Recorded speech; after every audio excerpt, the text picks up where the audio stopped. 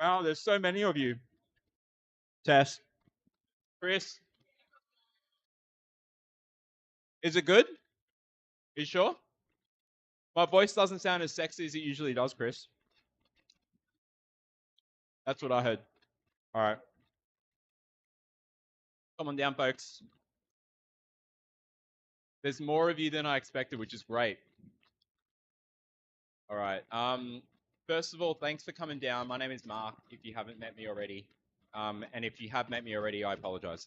Um, we are gathered here today on the land of the Gadigal people. Yeah, of the Eora Nation, we acknowledge and pay our respects to the elders, past, present, and future. And we are gathered here today to see a couple of different groups showcase what they're doing in the space. Should we be darker for this, Chris, so we can see the slides? Or nah? I don't know. What do you want to do? So Chris, who is not my AI yet, but I am cloning him bit by bit. So there we go. It's happening. Oh, fantastic. All right. So if we can go to the next slide, because I didn't do the clicky thing. It's all a bit backwards here today, but I'll be back there later on. But we're going to do a few presentations. QR code has meetup links, the Twitter, the Discord, the YouTube, the everything under the sun that we ADD'd into because it's crypto. That'll come up again later. 5, 4, 3, 2 on 0. All right, Chris, next slide, please. All right, so updates, next slide. It's going to be updates for the first few minutes, and then we'll get to the presentations. I know, get on with the show. This is all recorded. It's on YouTube, and it is dark now, so thank goodness. Basically, it's live on YouTube. We get to do that thing in Sydney, so which is really great. Thanks to the guys at Digital Village. You saw our sponsors there. We'll talk about all of them later. Thanks, Chris. Last event, it was here again, which was really great. We had Alvin and Debbie from FitGet. Alvin was calling in from Singapore, so it was really great to have them. Pizzas again, Domino's should be a sponsor. They're not yet. I am in negotiations. And yeah, it was just really great to get everyone together and hear about these project updates. TRM Labs was there. There was a lot of great stuff. Next slide, we were in Melbourne. And we were at Greythorn. If you're ever down in Melbourne, there's some great talks down there. We'll do something once a quarter with those guys. Upside is another group that we'll do stuff with, and Cloud Tech, one of our main sponsors. So it was really great to talk to the crew. There's a new project called the Bull Market, and that's where if you've got crypto and you want to trade assets, like real physical assets, a toaster even, you want to pay for it in crypto, you can. And we heard from Cloud Tech and others next. Perth had a great event. The grumpy mofo on the right-hand side is my colleague Arturo. He is not here today. So he's traveling to Byron because currently he has something called family. So basically they talked about real-world assets, gaming, NFTs over in Perth last month. So it was really great to have that over at University of Western Australia. So we thank them for the sponsorship. Next slide. Brisbane, it's a bit darker there because the camera wasn't great, but we had a couple of great talks with CoinSlash, our new sponsor, and a few others there as well, and I gave some updates as well. So people are traveling. This is something that we're using. So I wear another hat. I work for a group called Not Centralized. We're building blockchain and AI. Whenever I have these meetups where they are recorded, I throw them into our AI tool, and then it starts writing about it, and I post about it on LinkedIn. Obviously after correcting, because humans are still in the loop for now. Yeah, there will be. But like, yeah, if anyone's interested in the AI stuff, we can share more on that. Let's go to the next slide. You can see the LinkedIn post that we did. And then the next slide, this is about the last month event. There's another couple of things that you can do in there. So if you use ChatGPT and other tools, like if you just ask what is blockchain, it's not going to really be good enough. But if you ask a prompt, we actually can have a way of breaking it down. So if there's things that you want to do in terms of a project, an altcoin, a shitcoin, a meme coin, or whatever, or any other kind of project for work, there's cool things that AI can do in terms of reasoning. What it's doing there is actually breaking down that prompt and turning it into something. You'll start to see some other notes come up on screen where it gives you that starting point that you can do further stuff with. And so that black screen there is like we've written our own language, which reduces like a lot of the randomness that comes with using AI tools, and we find it quite useful. But we'll skip to that. Let's go to the next slide, Chris. Enough of me shilling. Who's heard of ETH Global? And the ETH events. Wow. Okay, there's quite a few of you. Well done. Because it is coming to Sydney, and it's the first time they're doing it here in Australia. One of the global events. There are ETH Sydney and ETH Melbourne and other groups. But this is like a cohort of folks where you might see things like ETH Denver or ETH Paris, ETHCC.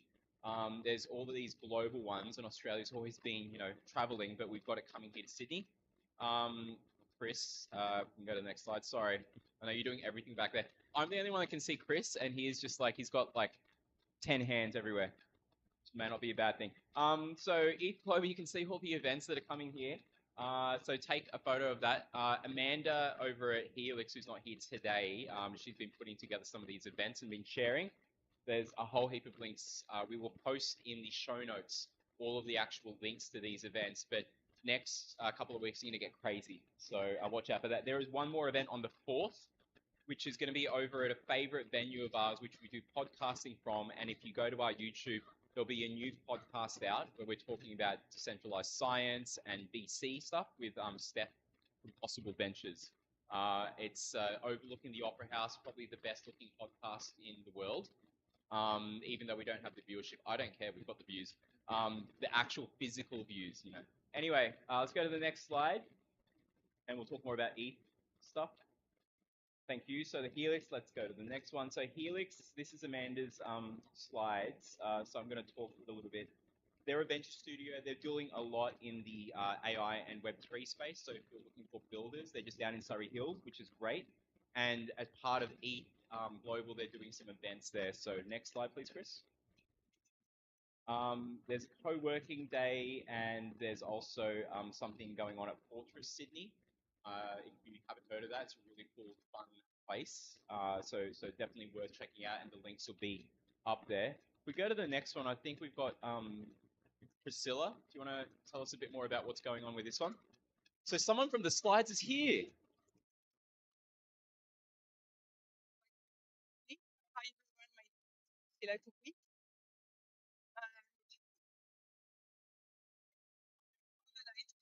But I do. So actually on the second of May, we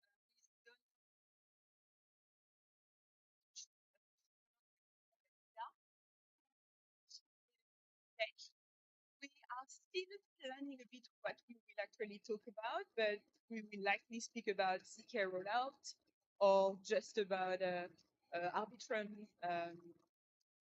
attestations, or we are still no account abstractions. We are still a bit unsure, but definitely it will be about tech, but we will try to keep it accessible for everyone.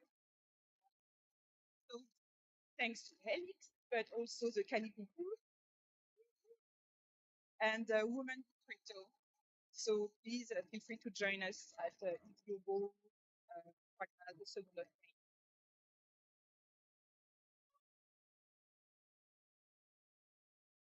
Test if this mic works. Yeah, it does. Okay, cool. It's good to test because there'll be some other presenters up here.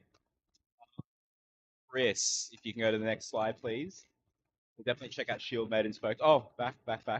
QR code, because we can't have you just sit there with your hands, get your phones out, QR code that stuff, folks.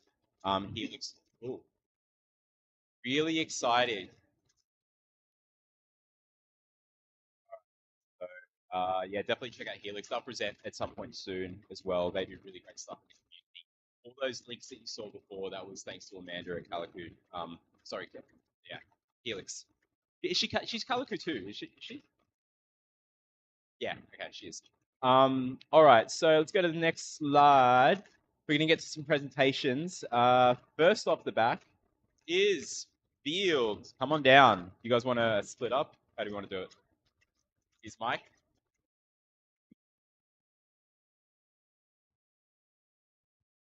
Just a caveat, we're not PR trained, but I had beers. So I heard that actually helps instead.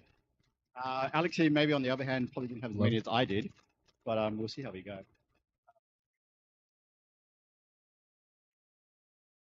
Yeah, no, thanks for having us. DeFi Oz, Mark. I mean, not really DeFi, so see how we go.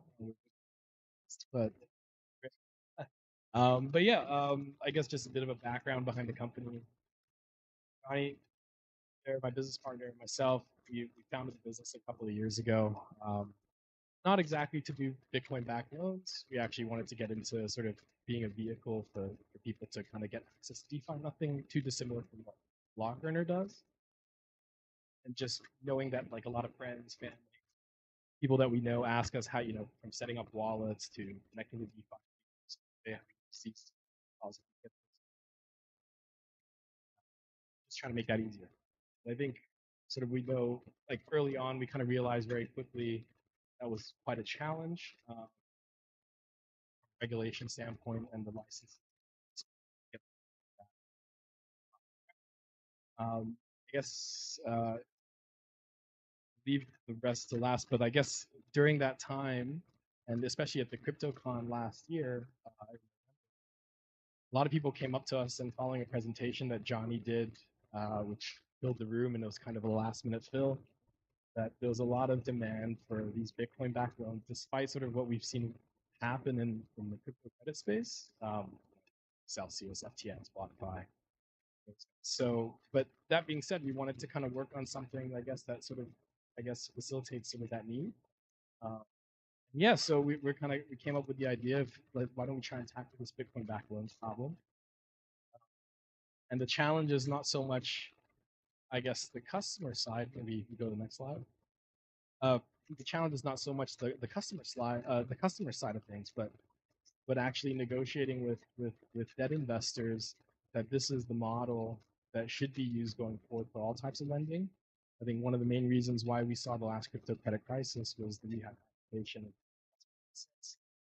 Take your Bitcoin and take your crypto assets, they lend them out to 3 Hours Capital, hedge funds, Luna, obviously Celsius, BlockFi, it was FTX, and that sort of, I guess, triggered last credit crisis in the crypto.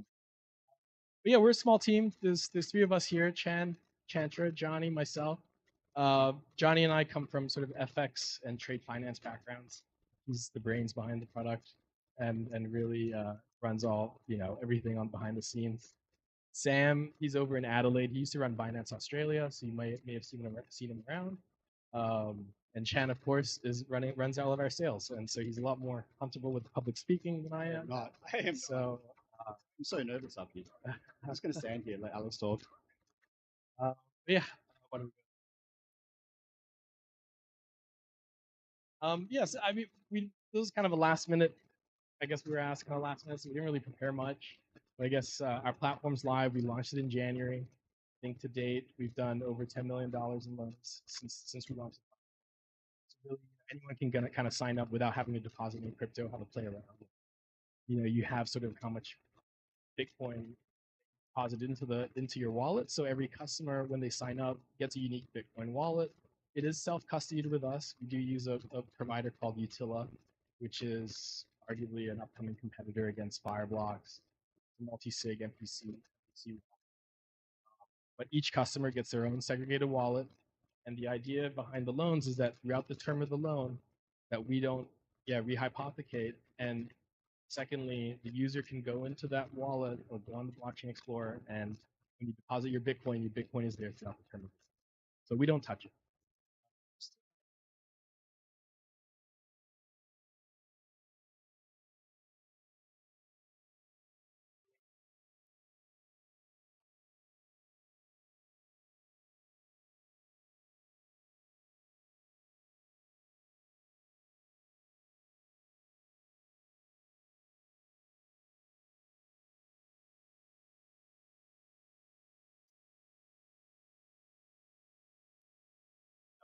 Make sure that for themselves that it's safe. Don't take our word for it. Don't trust us. Trust that we're not doing anything for yourself. And so one of the things was we want to be able to give people full transparency by giving them the public address of the wallet itself. The wallet is technically the customer's wallet. It's in the customer's name. We just hold it as collateral. Go to the next slide.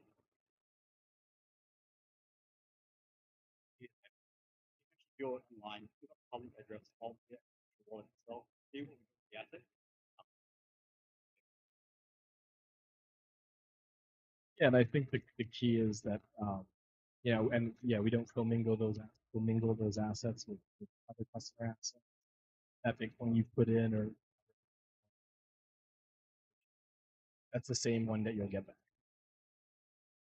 Yeah, and effectively, we hope that sort of in a way leads to change around sort of how lenders operate. Generally, I think globally there's a few lenders out there. You have like Unchained, Lending, Unchained, and then you have the DeFi lenders. But at the end of the day, um, I think where we fit in sort of the space is that in that centralized space, but really making it easier for, maybe not for you guys, but for a lot of people out there that just hold Bitcoin as part of their, it's on an exchange, that aren't comfortable with using DeFi and managing on-chain interest rate risk and flash crashes and going through an Aave and what.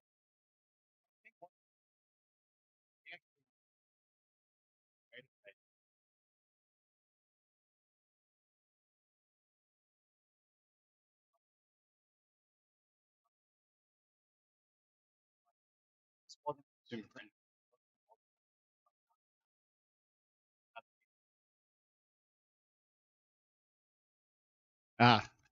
There we go. So the first thing was with Aave, it wasn't consumer friendly, and the other thing was it was an absolute headache for us to manage. If we were to have hundreds of customers on Aave, and for us to manage all of those loan books on Aave, looking at the interest rate spikes, contract risk, all the other things that come with it, wasn't ready. So part of it was how do we simplify it? How do we make it easy? And I think Alex, you can probably talk about some of the problems we found with that as well. Yeah, no, I think exactly that. How do you manage, Aave, when you borrow off Aave, interest rates are variable. If you're paying a fixed interest rate, it's typically quite high. So how do you manage that, especially in the last few months when we've seen interest rates spike on the platform from 6-7% and into low double digits? So the business, uh, it makes it challenging in terms of how do you hedge on chain interest rate risk. And there's some protocols now which one that I'm looking at personally called Term Finance that are doing sort of on-chain peer-to-peer lending via blind auctions. So it's pretty cool project in the early days, but Talk about us, not them. but again, longevity of the protocol isn't there yet. So, but yeah, at the end of the day, this solution that we found makes it just, I guess it shifts the burden on us to just negotiate with the institutional guys that typically fund the non-bank lenders like your Pepper Moneys, your Money Me. Can we get the next slide? Yeah, and those guys, when you go to them for a loan, home loan, for vehicle finance, they typically raise debt into a mortgage fund or a fund that effectively finances the loans of their loan book. So our business model is really not that different, and maybe that's sort of where I guess Chan came up with the slogan "boring but safer." Um, but yeah, really we try to borrow at a cheaper rate than what we lend out, and our debt investors have to just be comfortable with that. They're not getting our customers Bitcoin. It sits with us in custody. Our customers trust us, and we have no interest in giving it to them to mess with, trade. Next slide. I guess the thing for us was we wanted to create something that was safe. And the reason why we call it safe but boring is because the asset's sitting there in the wallet. We do nothing with it. And that's why we call it boring. You jump on other platforms online,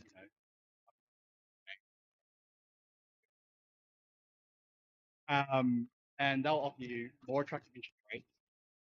Maybe give you guys some yield, give you guys. But the one thing that I always say is very transparent about how we borrow.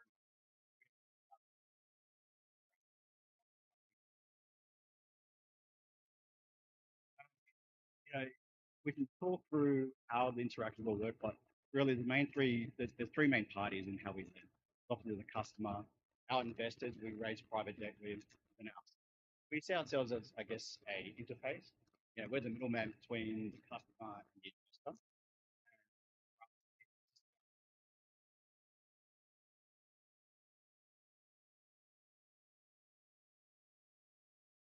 No idea either.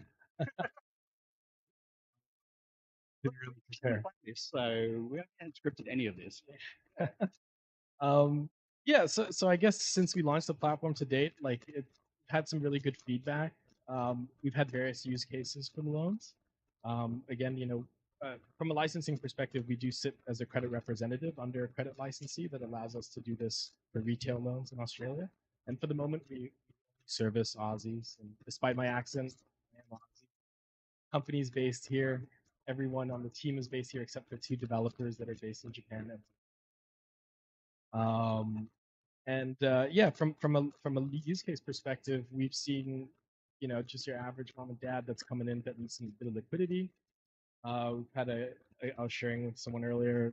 We had a plumber, a tradie, come in for a loan to pay for some wedding bills.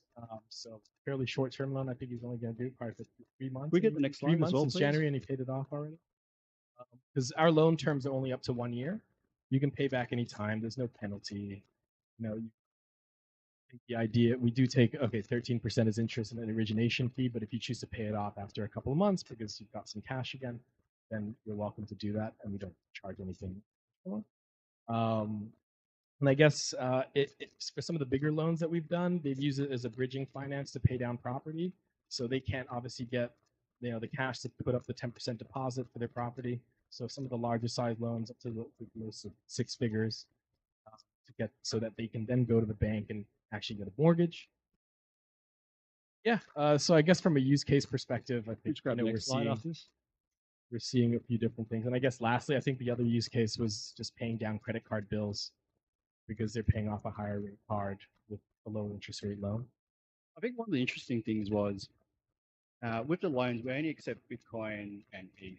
And it's the two things of Bitcoin. It couldn't be further. You have a Bitcoin maxi and an ETH maxi, they've never been the same. So they're so different. But here's some of the feedback we've been getting. Some of it's, I guess, around the flexibility, the speed of settlement, how easy it is to work with. They're wizards. We're able to settle funds the same day as soon as we get it. Yeah. Oh, there you go. That's better. But to be fair, we just wanted to build something that we would be personally happy with. And we've had average to bad experiences with lending in the crypto space. It's about how do we actually build something that we would use ourselves. Johnny here, he'll tell you a story about how he went to the bank and tried to borrow against his crypto, and they basically just told him, get lost. And it's just stuff like that. It's just the market. There's nothing there in the market, and we weren't going to wait around for something to be there, so we decided to build something ourselves. When I say we, it's really these two. I was just lucky enough to be part of the journey too. But I think that's pretty much it for now. Unless there's any questions, we're happy to have a chat with people. Oh. Run. What could I borrow? Like stablecoin, fiat? Is that a stupid question or? It's a great question.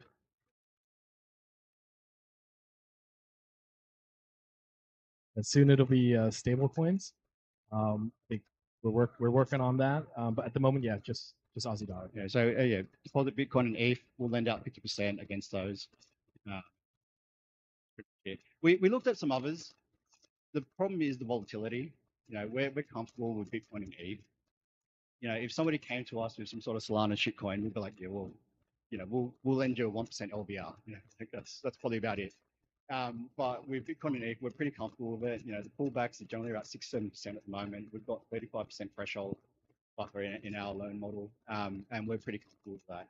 I think the last thing is we don't want to liquidate people. We don't want to make a margin call. We don't want to take people's assets. We want people to be repeat customers. So we want to make sure that it's a safe lending model, hence the reason safe but boring. The boring but safe sometimes, whichever. But that's it.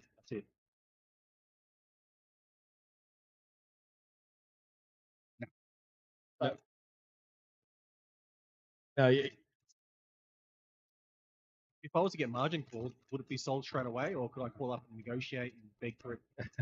You don't have to beg, but this guy. Yeah. No. So basically, I mean, we don't call it a margin call, but basically you get a repayment notice.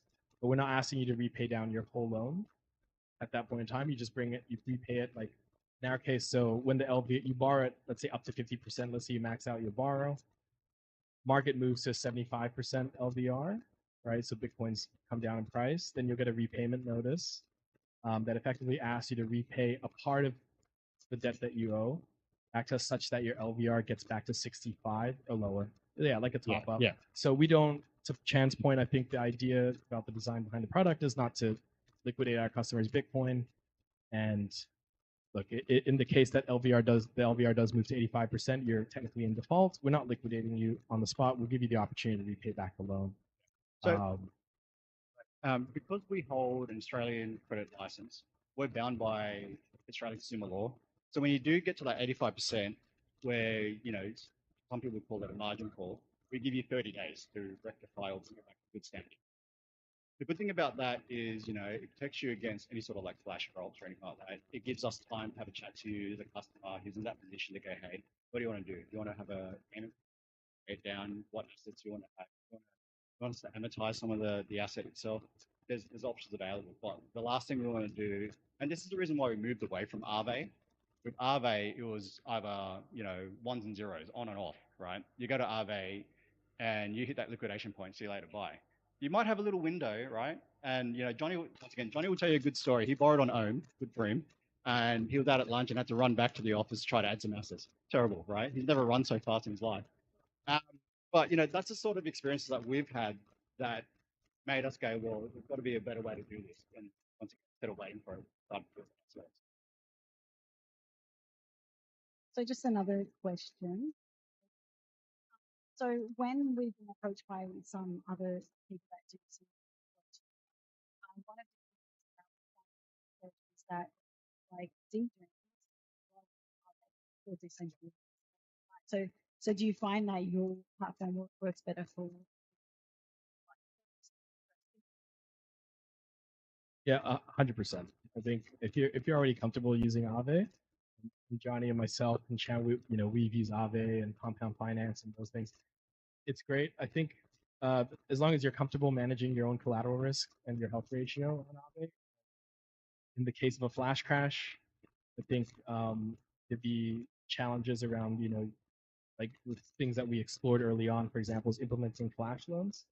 Effectively allows you to, insert collateral and then withdraw all your funds so that you don't get liquidated. Because if you get liquidated, I think Aave takes 5% as a liquidation fee plus the liquidation lots. So yeah, as long as you're comfortable, I think Aave is great. Like, I have nothing. A question. Oh, sorry. Continue. Was there another follow-up? Yep. And then we got one more question, then we'll go to the next guys. Sorry, folks. So do you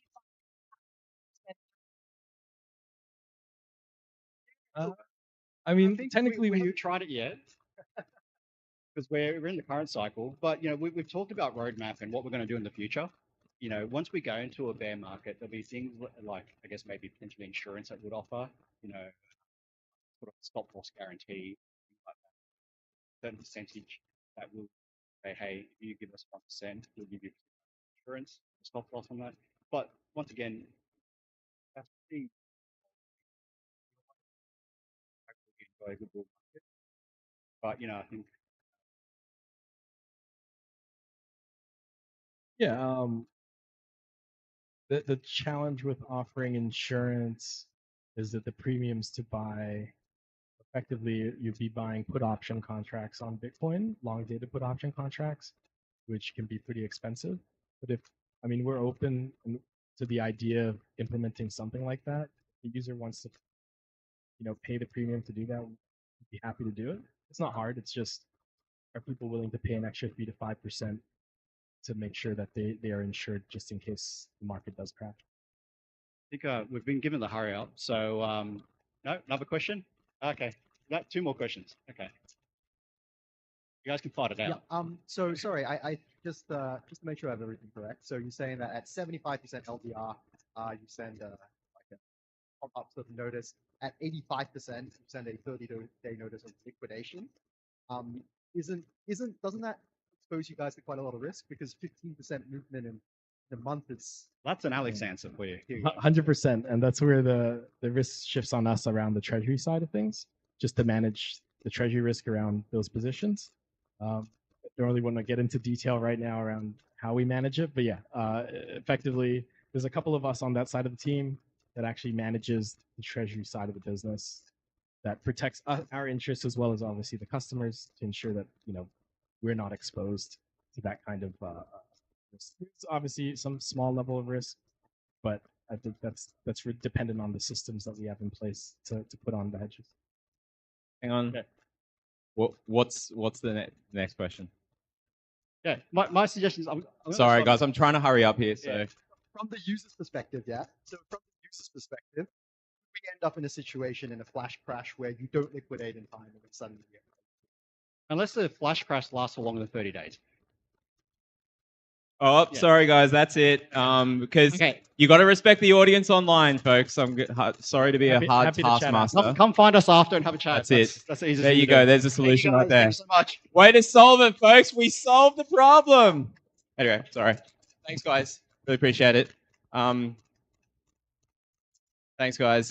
You can tell that they were media trained by me. I'm joking. All right.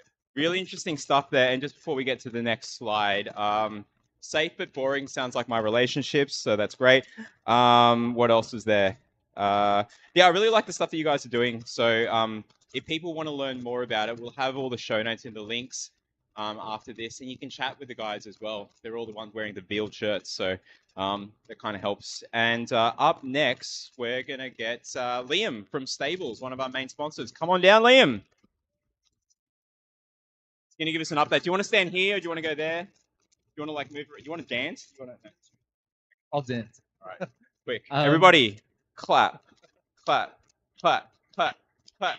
There's literally 2 slides, so I'm going to be up here. Okay, okay. But look, just a quick one. I think actually tonight I was going to say usually the last time we did this was online in January, but late last year I was like, oh, lots of familiar faces, but tonight's been quite a good. There's a lot of new faces. So if you don't know who we are, I'm Liam from the Stables team, Stables Money.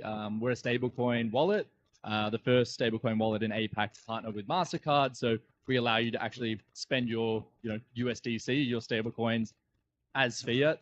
So we've got 2 slides here, just a little bit of an update for those of you that are following along here or at home.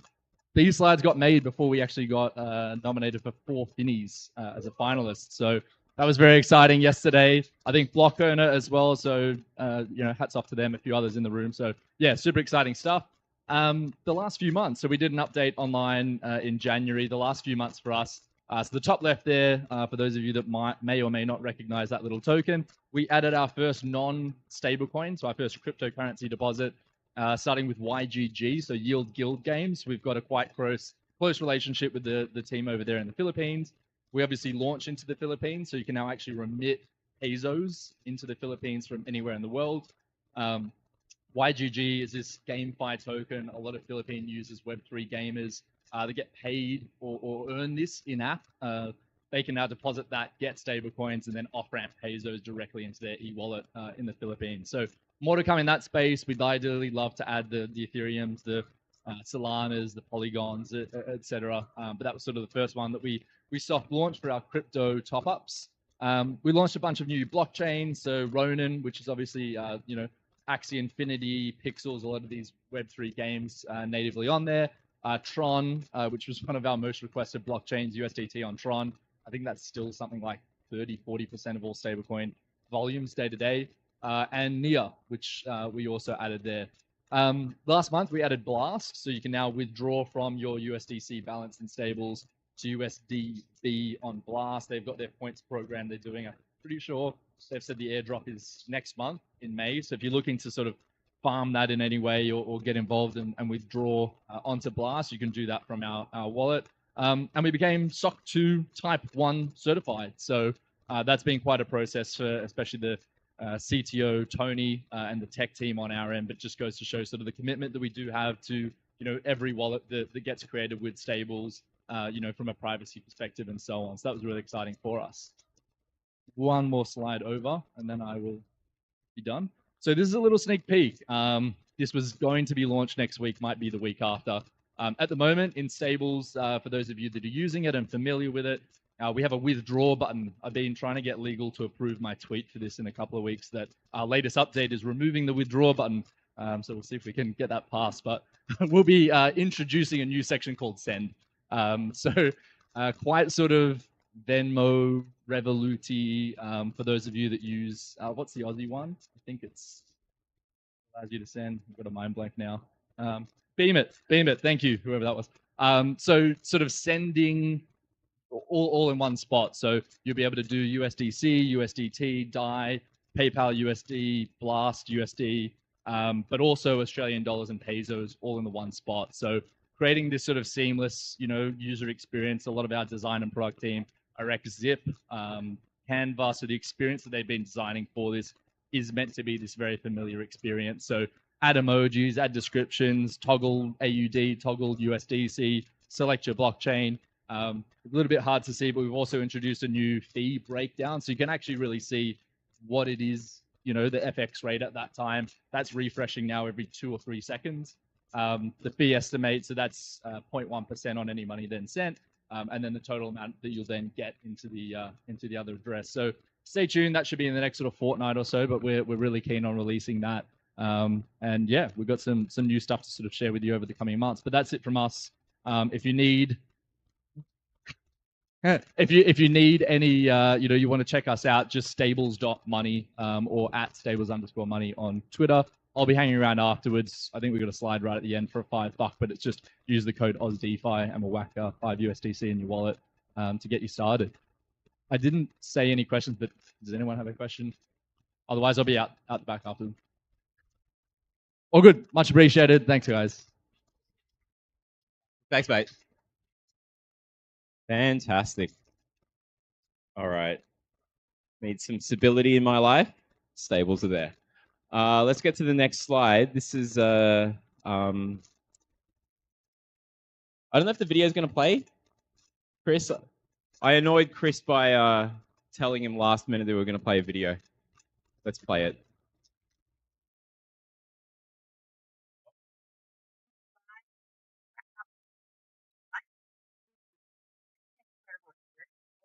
Time, as you can see, early in the week. So it was a rocky start, but incredible event nonetheless. As I'm now based in Dubai, I have relocated, which is Dubai, and I have been part of since early growth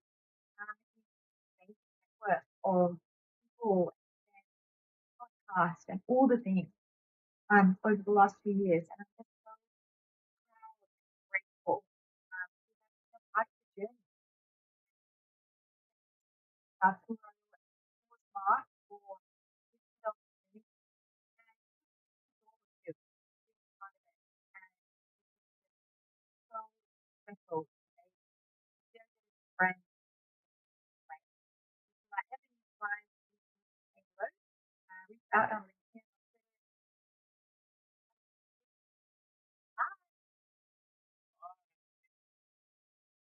Sweet. So Leah was our chapter lead. Go back to the lights off because the next slide is just a few photos from Leah. If you go to the next one, please, Chris.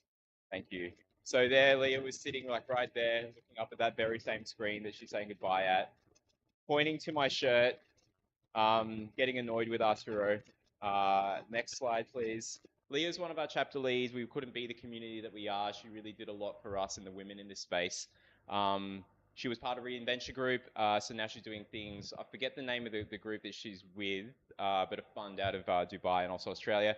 We did a Women in Blockchain event early in our run in 2022, which was great at our other venue down at Macquarie. And I used to have a Mo for Movember. How fun is that? Let's go to the next slide. Mark, you idiot. We have these hoodies. These really awesome hoodies. Katarina, you need to pick up yours, by the way. I know. We'll talk. The hoodies in orange, pink, black, grey, blue. What are the other colors? I don't know, but like OzDeFi hoodies. So if anyone's interested, hit us up. Next slide, please. All right. Let's go back to the last slide before we go to the controversial stuff.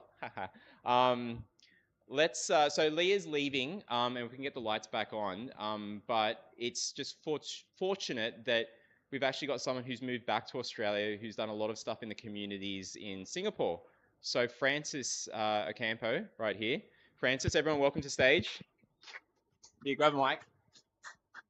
Or one of those. We've got like 30 mics, guys. So you know you might find a mic under your seat if you're lucky. Just don't drop them. Do you want to? Oh yeah. Oh. Okay. Might be the battery. All right, all right. Do you want to have a seat? Uh, Test. I'll do a bit of that. Yeah. Oh, No, okay. Well, no, Francis no, is no. Filipino, so I mean, dancing is just natural. We got the karaoke going, right? Yeah. By the way, usually what I do with all of these folks is that I forgot to ask. It's just so manic. You can see me running around like a headless chook, which is just, it's fun, right, with ADD. But who's new here is this their first time to these meetups? Wow. Okay, amazing. Chris, you cannot put your hand up. Stop doing that. No, I love you. But I really appreciate everyone who's come from far and wide, from the UK for some of you, to folks that have flown in from Singapore. But you're based here now, so we'll talk about that. But thank you everyone else that is new. Networking is coming after this, so there's a great chance to mingle. Francis, tell us about yourself. What's going on? Yeah, so just recently moved back to Sydney. Grew up here before. Though over the last year or so, I've actually been back and forth between Sydney and Singapore. I used to be general manager for a blockchain consortium that was set up by the major Australian banks, ANZ, Westpac, CBA, which was called Ligon, doing a lot of things around tokenization and digitization of trade, documentary trade products. Very exciting stuff, right? And but at the same time, was also working with various different funds, launching things like Bitcoin Layer 2 projects, which has been very exciting over the last couple of months. Also highly involved in the areas of DePIN. There's a lot of decentralized compute, decentralized storage projects, which is a hot topic at the moment. Have been involved in the space since about 2015. I used to run the Barclays innovation function, which included their incubation spaces that was called Eagle Labs and Rise. We hosted one of the first ever Ethereum meetups back in the day, which was very exciting. What year was that? 2015. Wow. Yeah. You could get a SAFT for 20 cents Ethereum at that point. Came in for $10. If anyone's got a time machine, let's talk. Yeah, exactly. Hedera as well. We hosted one of the first nodes. If anyone knows Rob Allen, I introduced Rob to Hedera. Oh, really? Yeah. Okay. Rob has spoken here. If you look at the replays, folks, he was up on stage here when I was like getting the slides wrong at the back and annoying him, which was great.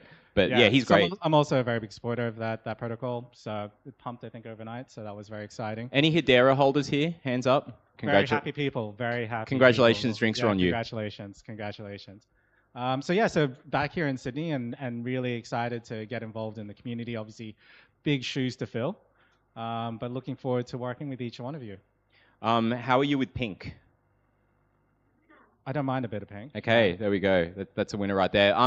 Now, I want to talk to you about community stuff because everyone is either working in the space or is interested and fascinated, and we'll get to that. But I think one of the most important things that differentiates us from any other industry, even AI can learn a lot from the community stuff that we're doing here.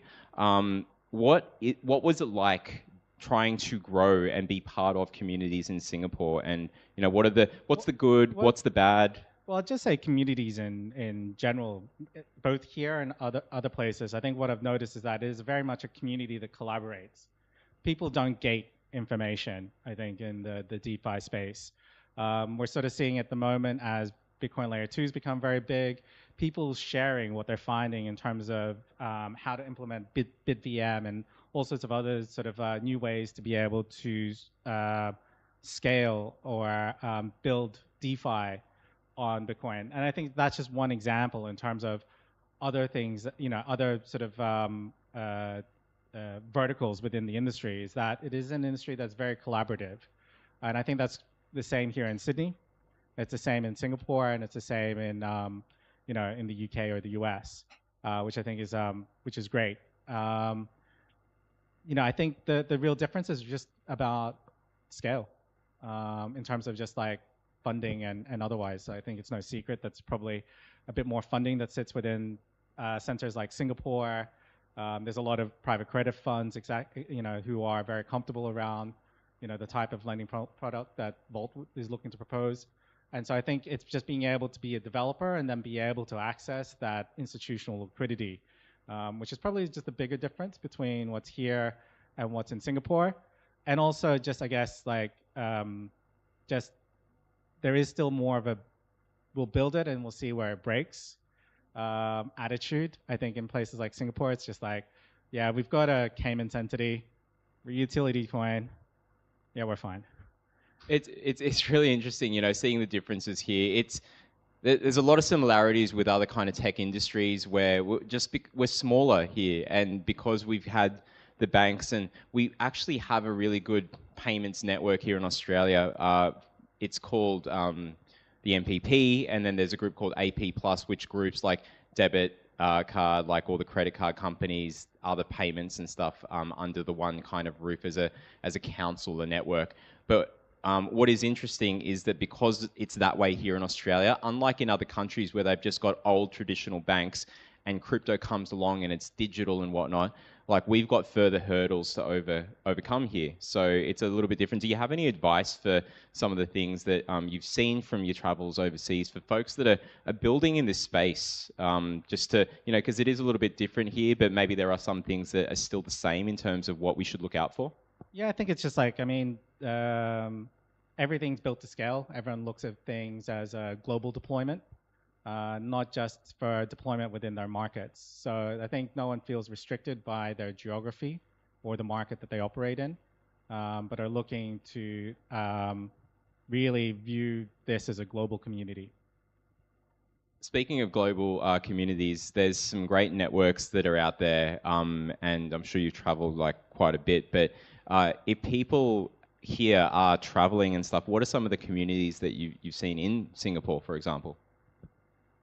So there's I would say obviously there's Blockchain Association in Singapore, but I would say, as someone pointed out before, there's a big Bitcoin Maxi community out there who run a bunch of different stuff, especially more recently, given BRC20 and just, the halving and things with runes. So they run a lot of different events as well to bring together that community and be able to grow, develop, the developer community. There's ETH people, there's a whole bunch of people doing meme coins, which is fantastic.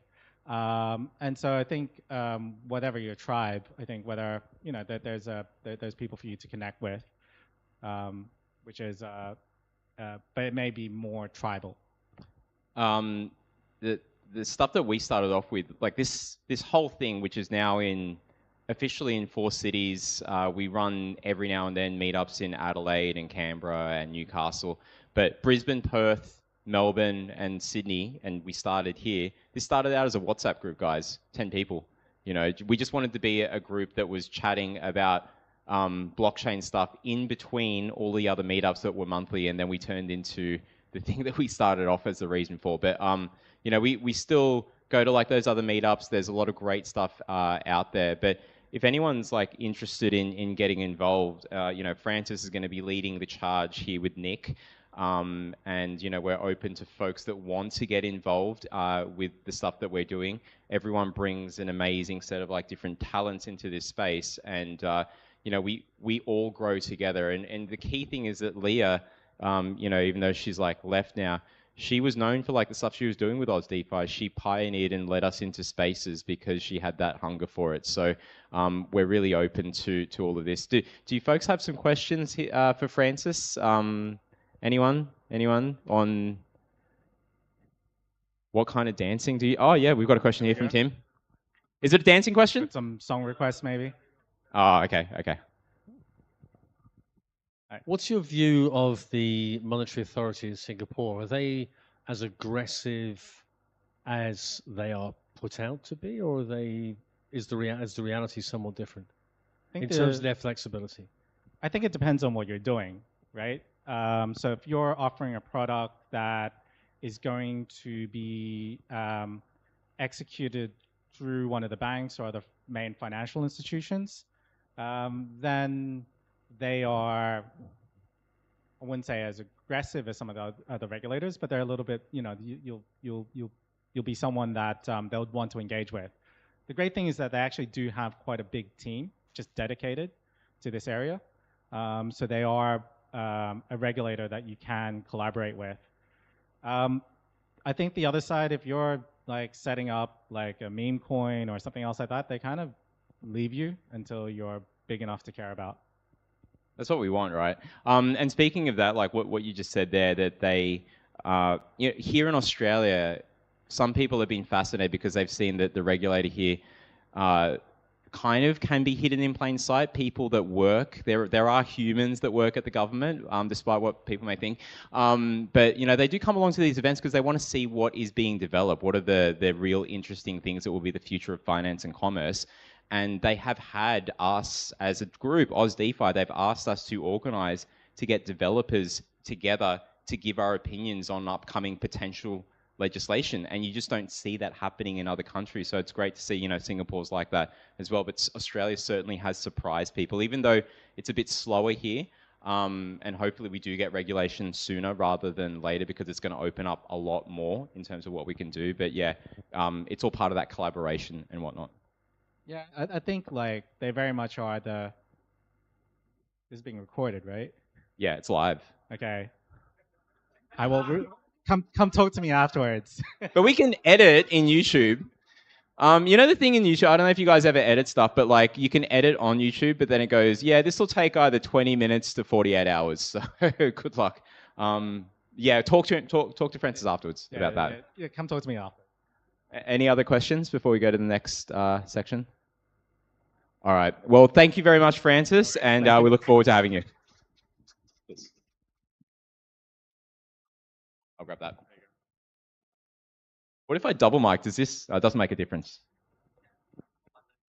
It's not leverage. No. Jeez. All right. Next slide, please, Chris. Let me get my punishment out of the way. I know it says CBDCs there. Jesus, what the frick are you guys doing? This is live, blah. If Arturo was here, he would just... Arturo is the kind of guy, and it's great to work with him, but his default is opposite. It's not no, it's not yes, it's whatever your thing is, it's opposite. Which is fun to work with because you constantly challenge yourself. So I'll get the painful stuff out of the way first, but some people didn't like this, but we felt that we had to do it. So I work in the space. I run this association, completely separate body to the stuff I work in, building in blockchain, building in AI and stuff as well. But last year, the RBA put out a pilot project for the CBDC. They had MasterCard, ANZ, CBA, and others work on it. And as part of what was going on there, we said that we wanted to test and see what it was like, because we wanted to see how can we do stuff that protects consumers. And I know it's hard to believe, but we argued for and we got in terms of the way that we did it. And it's because of the way that they did the test. It wasn't a full-on CBDC. It was the idea that this would be wholesale only, does not touch retail, non-programmable as well. And the non-programmability led us to an idea where we would have something that is basically, imagine a stable coin, whatever it is, USDC, USDT, but all the RBA would do is just prove it digitally, back it by a proof of reserve. And so we did that just to explore how possible it is, and they put out a report, and that's all that's happened so far. Now, the reason this is being mentioned is because we have the belief, and Arturo's done a great article on this that you can check out. It's on his blog on Medium, which is this one. So if you look that up, he goes by numbers because that's all he sees in his head. But basically, we believe that economies do not need CBDCs to be more efficient with blockchain. You can do stuff with blockchain. Maybe this is the way to go. So if we go to the next slide, I'll just talk through some of the points. And he'll tell me I'm wrong later on, so I'm prepared to weather that punishment. So, feel for me, guys. But the role of the RBA, let's just take a step back and talk about them. So they issue money, they set monetary policy, financial stability. ESAs, if you haven't heard of what those are, exchange and settlement accounts between institutions. So certain institutions have ESA accounts. It's how the RBA is able to control interest rates and the running of the economy. Highly sophisticated can access, and the wider economy doesn't necessarily benefit from all the risks and controls, so the risk controls that they have in that space. So that's setting the scene. So the RBA, that's what they do. Let's go to the next slide, please. So how blockchain in general helps the economy because of the core features of blockchain. And this is what attracted us to it coming into the space from traditional finance and working as data scientists and other. Acting as a contractual settlement layer is something that can really help a lot of industries. We saw supply chain folks coming into this space, a lot of shipping and finance coming in. You can model commercial relationships really well when it comes to using things in blockchain, and you can monitor in real time as well. So imagine that in the world of traditional companies that are listed on an exchange like the ASX or the New York Stock Exchange, you have to wait 3 months for them to report what's going on in terms of activity, and then it's a month in arrears because analysts have to put things together. That's 4 months waiting on what happened, and there's that gap in time. Blockchain, it's real time. Can you imagine the future of companies when they're running on blockchain and there are things that they're doing which you can see in much more real time? It's interesting. Blockchains are scalable, they're auditable, and definitely can streamline compliance. So setting the scene of blockchain. Let's get to the next one, please, Chris. So what does this mean? It basically means you don't need a CBDC if you really want to take benefits of what blockchains are. We don't need new types of money as well. If it's done in a way that we think that they could do it, the Reserve Bank and other bastions of the economic institution that holds up Australia, if they were using blockchain, there's a whole lot more that they could do in terms of gaining advantages and transparency. Now, that pilot, just going back to that, one of the things that you'll hear from people going into this space, they say, well, that's great. If I'm paying for my coffee on the blockchain, I'm going to see the other person's transactions on their wallet. They'll see mine. And what are we supposed to do? Just keeping on swapping out wallets and stuff just so that we can obfuscate things and we can not see each other's margins. So blockchain is pseudonymous. It's not anonymous. And whilst there's programmability there, there's still that confidentiality that is an issue. And what some people did like us, when it came to those transactions, even though it is on a blockchain, because we work with zero knowledge proofs, what you're able to do there is still have something that is blockchain and programmable, but we could obfuscate and hide the actual amounts that are being used. So Chan and I, we do a transaction, we can see the amounts and other details about that, but if we're using ZK proofs, we could have it so that other people that are not privy to this transaction, they don't see anything else. They just see a valid transaction go through. There's no money that they would see. So there are ways to combine blockchain to do things. And what we did with the RBA pilot, it was digital escrows. So if we go to the next slide, how the RBA can benefit, yeah, definitely like they could have things that are similar to what they want to achieve with a CBDC, but they don't actually have to do that and alter the monetary layers. I'm not going to pretend to be able to explain M1, M0, M2, M3, all that kind of stuff. There's really great explanations. If you heard of ChatGPT, you can ask it. It will tell you. But that's essentially what would be affected if we were to go to a CBDC. So how do you keep things as they're going, but you have the programmability? And then to the people that are coming from TradFi, they go, oh, but everyone's going to see everyone else's transactions. No, you don't have to. You can have ZK proofs that can protect us as well. So it's that nice best of both worlds that not everything is going to be that way, but there's certainly going to be some things where we can do stuff like that. So in the real world, what we did was a commercial transaction between a construction company and the builder that needed them to do work that was paid for in small 3 tranches of escrows. Those escrows were worth $6,000 each. You wouldn't even touch an escrow if your job was worth less than $1 million as a builder. And we see all these builders collapse every week, every second week. There is another builder or construction company, and that's just one industry collapsing because it's supply chain stuff and the rising costs of supply chain, but you would think that if you knew the other side didn't have money, you're not going to actually do the job. As a consultant, not just as a builder, there's these things that blockchain is really good at that we're just not using. And CBDC or not, like we think that there's ways that we can get to it far sooner. It's just a matter of lobbying the right politicians and whatnot. And let's get to the next slide, because I feel like Arturo now.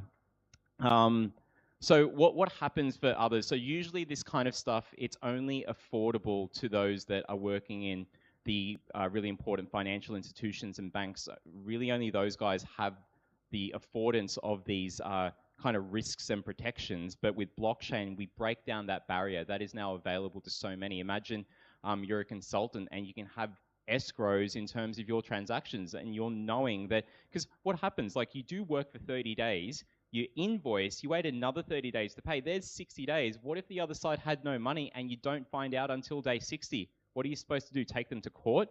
You're busy out there trying to build a business and trying to grow something. You don't have time to go to court, so you just lose it, right? Or maybe you take some other actions, you hack them or something. I don't know, not that I've done that. So it's really interesting what smart contracts and what tokenization, I know some people here are interested in real world assets and tokenization, but compliance, let's talk about that, right? So in the real world, and this is just an analogy, I feel like ChatGPT because it talks in analogies too much. Did you know this? I'm going to go left brain here, ADD. If you tell ChatGPT, talk straight forwardly, no analogies, talk like you would in a PhD classroom, you get a much more straightforward and real human-like response. So there's this little thing. So if anyone wants to talk AI, let's do that. But the last thing I'll talk about here is that with compliance, imagine in the real world right now, we have rules and regulations on one side. After the fact, we have enforcement. Enforcement is separate because it's not something that we have to have trust. Yeah, we have rules. You're not allowed to sell your product to a retail investor. You can only sell to wholesale. And what do we see? We see these things happen where things were sold to to retail investors that weren't supposed to. But in a blockchain kind of world, you could have that as a rule that only whitelisted wholesale investors can actually access this product. Rules, regulation, and enforcement all in the one. Doesn't fit every scenario, but there are things we can do far smarter with blockchain, and that's the world that we believe in. And if anyone is interested in building with things like, because what we've created is a protocol for doing digital escrows, a protocol for having ZK proofs that are EVM compatible so they can exist on layer 1, right? We did this on Hedera. It's EVM compatible, layer 1. ZK proofs can be used in that. We've even got ZK proofs working in the AI tool. Why? Because we believe that in the future, you're going to have things where your doctor is definitely using AI. Now, it doesn't matter that they're using AI to summarize the patient notes, but you want to make sure that the human has read it. So we're making sure with digital proofs, digital attestations, or what we're calling micro-signatures, with a ZK proof, that they're signing off and putting their name on that, saying that the human has read it. And why a ZK proof? Because with ZK proofs, you can prove certain things without sharing the data. There could be a simple question that's asked of that ZK proof. Was this person a qualified doctor at the time? And it just says yes or no without moving information around. The world of the future is fascinating, folks. It's why we love blockchain. It's why we love AI. And I go to bed with it. But no, I don't. So let's go to the next slide. That just came out. I don't know why. Anyway. All right, so here's the example. You can read the CBDC pilot project there. Like I said, it was proof of reserves. Others did some stuff which was programmable, and that's all fine. It was all a test. But I believe that, we're going to have this world where, maybe it does go into this world in Australia. Maybe we do get CBDCs. It's probably going to be wholesale, but I think the RBA, hint, hint, can probably do without it, okay? Next slide. Please, Chris.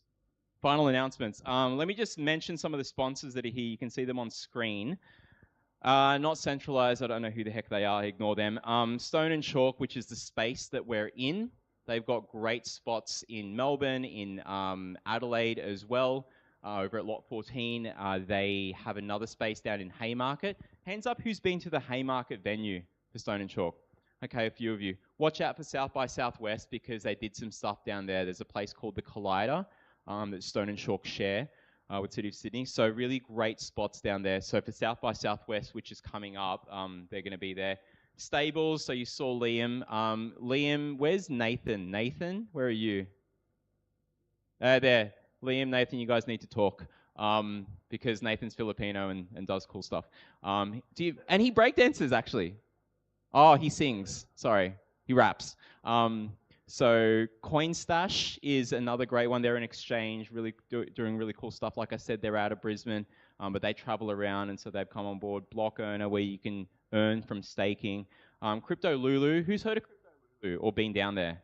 There's a few of you. So Squire's Landing down in Campbell's Cove, right across the way from the Opera House or Overseas Passenger Terminal, there is a restaurant, and above that restaurant is a bar that is free for us on like free. It's open for us as Oz DeFi to use because we're a partner with them and we do podcasts and stuff from there. So if you've got a project, more than likely, if you're in Sydney, we'll try to film you guys from down there. Sometimes though, a big ship will be in its way, and I only just found out that there's actually a schedule. I was just going and rolling the dice and just doing. I know. Yeah, yeah. So for the first time, we filmed last on Monday, and it was the first time since last year that we rocked up and there wasn't a ship. So you'll actually see the Opera House this time. But that's really great of them. Cloud Tech and Cobweb Pay, they do some cool stuff with wallets as well. And Cloud Tech Group are doing more stuff in the DeFi space. Ex-NAB people, so a lot of TradFi kind of folks are in that, so they're helping to bridge that gap between the traditional finance world and decentralized finance. BitGet, a great exchange as well. We had them on stage last month. Fireblocks' infrastructure. There's their international CEO. I think he's worth a lot. You can count the zeros, but Michael Sharlov, he came down and joined us, which was really great. It was an honor to have him on stage here and in Melbourne. So it was really great for them to bring him down. And then Digital Village, which is Chris right at the back. Chris. Thank you, Chris, for all the work that you do. Right now, folks, we get to networking. The time, we're usually a lot later, but it's 7:15. But just before we do that, does anyone want to come up on stage? I'm looking at the Take 3 folks. Do you want to come and talk to us? Yes. Guinea pigs right here. Please grab a mic. Phil, you can take this one. Yep. Sorry, I have hay fever, so I'm not crying. Test. Just really happy to be here. Thanks for having us, firstly. Great event. Round of applause for Mark. I don't think anyone clapped for Mark yet. So for those of you who don't know me, I'm Renee Francis. So I'm the founder of Take 3. We're a Web3 marketing agency. I'm also the founder of the Bubble Co. So that's a Web2 agency. We've been running for 8 years now. And we work with clients all over the globe. So I actually just came back from a month in London. I just landed on Friday morning. So we've got clients, like I said, all over the world. I've spoken on stages in Australia, in New Zealand, in London, in Amsterdam, and in Copenhagen, all about Web3. And so what do I say now? Because I haven't done any of that. Oh. Phil, how much do you bench? Yeah. Watch this. We've got a team of strategists, creatives, SEO specialists, web developers, and Phil over here. Everyone calls for Phil. He wants a little bit of attention. Phil. Funnily enough, Phil is Philo, aren't you? Filipino. Anyway, Yeah. sorry. I feel like Filipino joke. I kind of feel like And all these philo jokes, and then she was like, "Is Mark philo?" No, yeah. So Phil is our head of creative. So he takes care of everything visual that you see for Take 3, for all our clients as well. So, some of the clients that we work with, you would have seen anyone who went to the Australian Crypto Convention last year, all that marketing, all the creative, everything you saw, that was our team. We also work with like a layer 1 blockchain called the Red Belly Network. We work with crypto exchanges. We've done content for Binance. We work with clients over in London. And we're just growing from strength to strength, really. So if anyone needs help with anything marketing, communications, branding related, come have a chat to us. And even if you don't, we just love talking blockchain and crypto. So come have a chat to us anyway. Or if anyone wants to challenge Phil. I don't know. I'm thinking of Chris. Hi, Chris. Phil, We've to a known bench each other press. since high school, and you're calling me Chris. I know. Do you guys know this? We went to high school together. Primary school, year 6, year 5. Yeah. Like we were idiots back then, and we're better now. Yeah. Okay. Yeah. But can I just ask, like, because since you have done travels and it's great to bring the stories back, and obviously if people want to talk to you more about that, please do. But like, what was the most interesting things that you saw from your most recent kind of travels? Yeah, for sure. So for those of you who don't know, I spent like 3 months over in Europe and London last year. Like I said, I just came back from a month in the UK. probably spend a bit more time there later this year with our clients and partners over there. But what was the most interesting thing? I think the most interesting thing was something I learned in Copenhagen and in Denmark and in the Nordic countries. So, you know, the reason we have blockchain is because it's trustless and, you know, it's all about decentralization. And, you know, we know all the reasons why we love blockchain, right? And it was really interesting because when I was over in Denmark, one thing that they spoke about was their culture is all about trusting each other anyway, right? So they have really strong bonds, connections, looking out for each other. Some of you may have heard of this word that they use, which I cannot pronounce properly, but Go on. and what it means is like taking care of one another, trusting one another, always having each other's backs. And it's such a like nice cultural thing that they have over there. And so when blockchain is being introduced to people in that region, their response is, why do we need blockchain? We trust each other anyway. Huge. No. Huge. No, I'm not going to do it.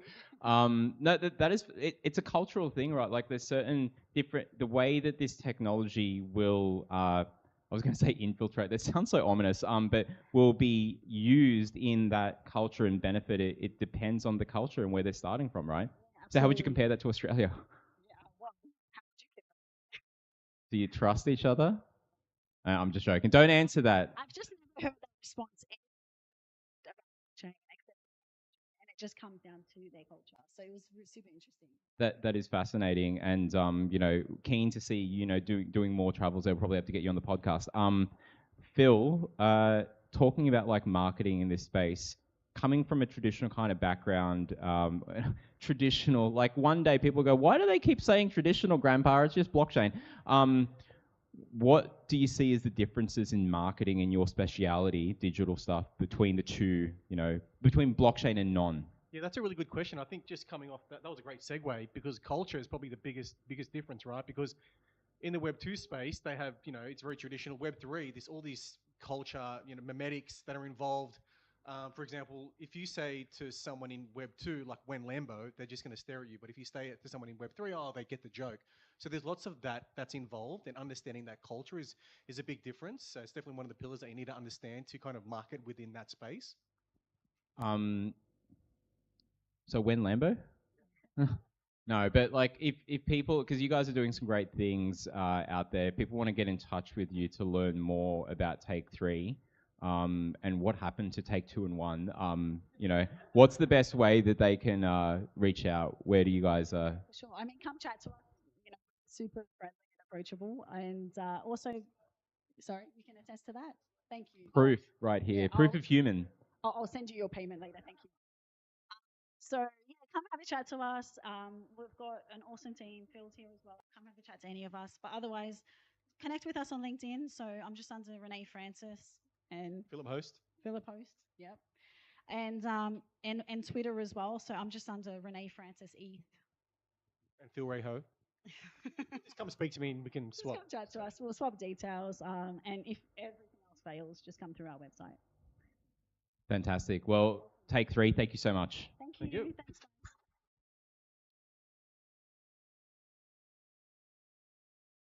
Oh my God. All right, Mark, where are we up to? Let's go to the next one. I think it's the slide for sponsors, maybe.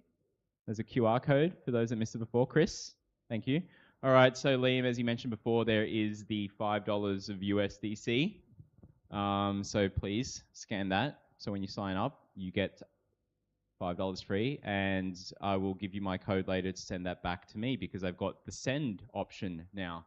So thank you so much. But yeah, so that's really good. Thank you, Stables. And 3, 2, 1. Let's go to the next slide. And then BitGet as well. It's a smaller QR code. I don't know what I did there. Hopefully you can read it. If not, come see me after class.